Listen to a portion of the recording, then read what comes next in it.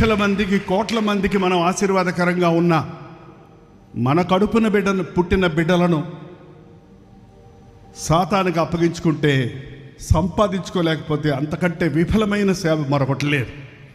అది నేను అనేక మంది దైవజనుల యొక్క కుటుంబాలను, పిల్లలను చూసి నేను నేర్చుకున్నాను. పెళ్లి కాకముందు నుంచి ఒక దైవజనుడి దగ్గర ఉన్నప్పుడు ఆ దైవజనుల పిల్లల విషయం చూసి, వాళ్ళకి ఇతర దేశాల చదువులు కాదు, వాళ్ళకి ఆడంబరాలు కాదు, వాళ్ళకి అట్టహాసం కాదు, వారు విరగాలి, నలగాలి, చిన్న వయసులోనే వారి విశ్వాసంలో ఎదగాలి అని వారిని కఠినంగానే పెంచారు.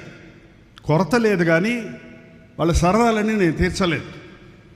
కానీ వారు యుక్త వయసుకు వచ్చినప్పుడు వారికి సామర్థ్యత ఉంది. ముగ్గురు బిడ్డలు కూడా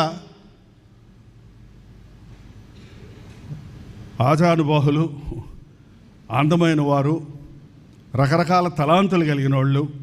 అసలు లోకంలోకి వెళ్తే ఈ పాటికి ఎక్కడో ఉండేవారు వాళ్ళు. ఎక్కడో అంటే ఆ నరకానికి దగ్గరలో, మళ్ళీ ఎక్కడో అంటే గొప్పవాళ్ళు అయిపోతారు అనుకుంటారేమో. మనుషుల దృష్టిలో ఒకవేళ ధనవంతులుగా, సెలబ్రిటీస్గా ఉండొచ్చేమో, కానీ ఇవాళ దేవుని దృష్టిలో గొప్పవారుగా ఉన్నారండి. నిజంగా వారి ముగ్గురు పెంపకం, కొన్ని విషయాలు వాళ్ళు సాక్ష్యం చెప్తున్నప్పుడు